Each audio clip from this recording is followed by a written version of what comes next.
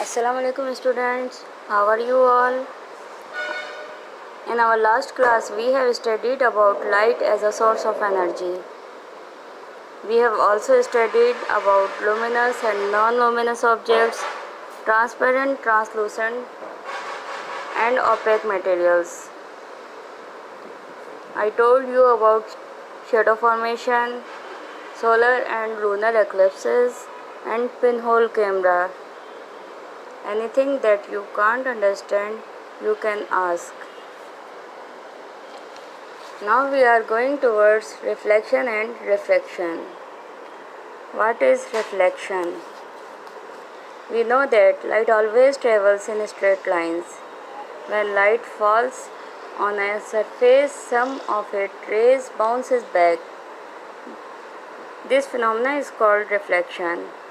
A shiny mirror reflects back almost all light falling on it. A dull surface such as a table, chair reflects some light, while a black surface reflects no light. A light ray coming towards a surface is called an incident ray. The light ray which is reflected is called a reflected ray. We can show the incident ray coming towards the surface and reflected ray that is going after reflection. You can see it in the picture. Reflection is best occur from flat, shiny and smooth surfaces. Mirrors. When we see mirror, we see ourselves in it. That is actually the reflection of our face. This is called an image. A mirror is a smooth and shiny object. Mirrors might be plain or spherical. Plain mirrors are used in our home to view. Plain mirrors forms images that are same as of the object, but the image is literally inverted. What is the meanings of literally inverted? If we raise our right hand in front of mirror, it appears as left hand in the mirror. This is called inverted image. Okay? Spherical mirrors. Spherical mirrors are made from the part of a sphere. There are two types of spherical mirrors, convex mirrors and concave mirrors. Convex mirrors are those that curve outward.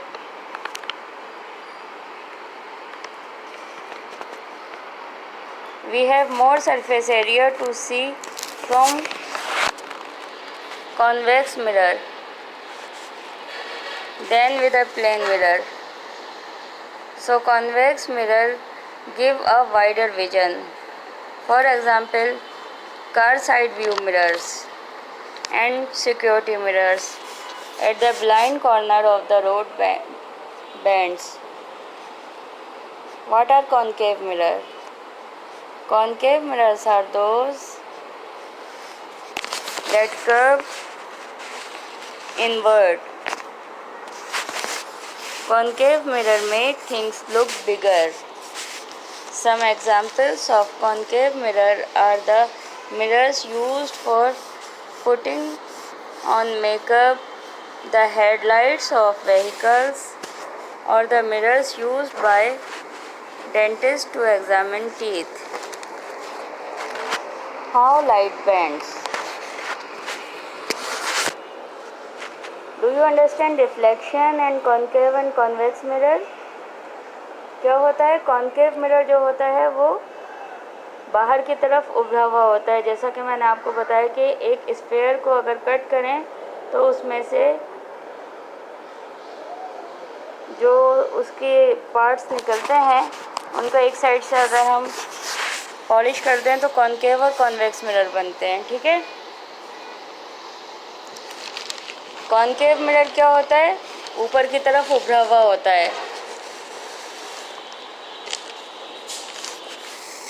Convex mirror ऊपर की तरफ उभरा हुआ होता है और जाहिर है कि एक प्लेन मिरर की निस्बत उसका एरिया चूँकि ज़्यादा होता है तो वो ज़्यादा व्यू को कैच कर सकता है। इसलिए हम कहाँ यूज़ करते हैं, सिक्योरिटी पर्पस के लिए, जहाँ कोई रोड वगैरह बेंड हो रही हो वहाँ वो एक वाइडर इमेज कवर करके दिखा रहा होता है। गाड़ी में, मोटरसाइकिल में बैक व्यू देखने के लिए कि पूरा पीछे से जो ट्रैफिक आता हुआ नज़र आ रहा होता है, उसके लिए कॉन्वेक्स मिरर्स यूज़ होते हैं। ठीक है, क्योंकि वो एक नॉर्मल मिरर की निस्बत ज़्यादा शो कर रहा होता है।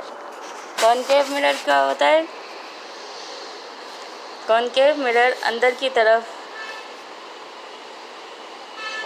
शेप होता है इनका और ये चीज़ों को बड़ा करके दिखाता है।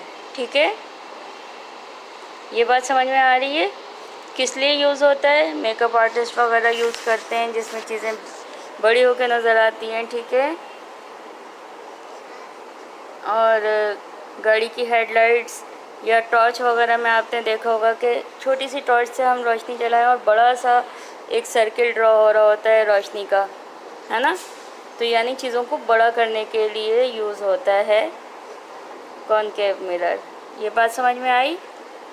डेंटिस्ट जो हैं वो टीथ के अंदर से चेक करने के लिए छोटा सा एक मिरर अंदर डालते हैं जिससे कि वो टीथ के अंदर के हिस्सा बड़ा करके देख सकते हैं। ये बात समझ में आ रही है आप लोगों को। तो आज हमने क्या पढ़ा, रिफ्लेक्शन, कि जब लाइट रेज किसी चीज़ पे पड़ती हैं तो रिफ्लेक्ट होके वापस बाउंस होती हैं और स्ट्रेट लाइंस में जाती हैं, स्ट्रेट लाइंस में वापस आती हैं। जो लाइट रे किसी चीज़ पे पड़ती है उसे इंसिडेंट रे कहते हैं और जो रिफ्लेक्ट होकर वापस आती है उसे रिफ्लेक्टेड रे कहते हैं। फिर हमने पढ़े मिरर्स, प्लेन मिरर जो कि हमारे आमतौर पर घरों में यूज़ होते हैं।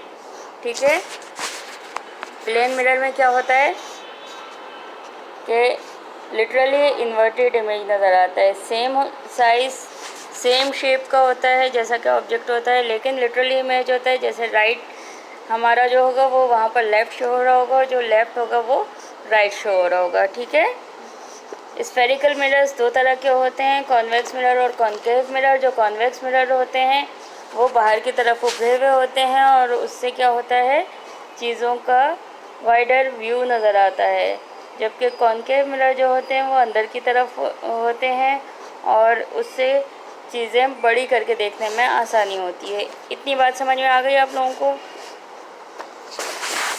अच्छा जी, अब हम चलेंगे रिफ्रैक्शन की तरफ। रिफ्रैक्शन क्या है, जैसा कि हम जानते हैं कि लाइट रेज जो हैं वो स्ट्रेट लाइंस में ट्रेवल करती हैं, मगर होता क्या है कि जब एक मीडियम से दूसरे मीडियम में लाइट ट्रांसफ़र होती है तो उसकी रेज स्लो डाउन हो जाती हैं। उससे क्या होता है कि हल्का सा कर्व आ जाता है जिसकी वजह से वो बेंड हुई भी नज़र आती है, जबकि वो बेसिकली स्ट्रेट लाइन होती है। मीडियम चेंज होने की वजह से उसकी रेज स्लो हो जाती हैं और वो हल्का सा कर्व महसूस होती है, बेंड हुई भी महसूस होती है। Light travels in straight lines even when it is reflected, but it can change the direction. A pencil in a glass of water looks broken, but in fact the light from pencil has slightly bent. This bending of light when it moves from one material to another is called refraction. क्या कहेंगे इस bending को, refraction कहेंगे। एक media से दूसरे media में जब लाइट जाएगी तो क्या होगा, उसकी रेज अगरचे के स्ट्रेट होती है लेकिन हल्की सी बेंड हुई भी नज़र आती है और जिसकी वजह से क्या होता है, ऐसा महसूस होता है कि लाइट जो है वो चीज़ जो है वो ब्रेक हुई हुई है, अगरचे कि ऐसा नहीं होता। और इस फिनोमेना को क्या कहते हैं, रिफ्रैक्शन कहते हैं। ठीक है, When light rays travels through the air and hit the water, they slow down. As a result, it bends slightly. समझ में आया। Camera and its working. Camera work like eyes. Light enters in it through a hole called focus apparatus. The lens in front of aperture focus the light onto the film. Camera lens can be moved forward and backward to focus. There is a shutter between film and aperture. When the picture is taken, the shutter lets the right amount of light through to the film. Light reaches the film and make the image on it. Camera कैसे काम करता है? Camera एक आँख की तरह काम करता है। जब लाइट इसमें एंटर होती है तो उसमें एक बारीक सा होल होता है, छोटा सा होल होता है जिसे कहते हैं फोकस अपर्चर, और लेंस फिट होता है अपर्चर के बिल्कुल सामने वाले हिस्से में, जिससे क्या होता है कि लाइट रिफ्लेक्ट होकर फिल्म के ऊपर जाती है। कैमरा लेंस को हम फॉरवर्ड या बैकवर्ड मूव कर सकते हैं फोकस करने के लिए। अच्छा, फिल्म और अपर्चर के दरमियान में एक शटर होता है। जब पिक्चर हम लोग किसी चीज़ की बनाते हैं तो क्या होता है, शटर की वजह से लाइट का एक जितनी ज़रूरत होती है उतना ही अमाउंट फिल्म के ऊपर ट्रांसफ़र होता है, और जब लाइट फिल्म पे ट्रांसफ़र होती है तो वो एक इमेज बन जाता है फिल्म के ऊपर। इस तरह कैमरा की वर्किंग होती है। समझ आ रही है?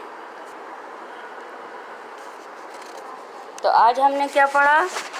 आज हमने पढ़ा reflection, refraction, mirrors, plane mirror, spherical mirror, convex and concave mirrors and working of camera.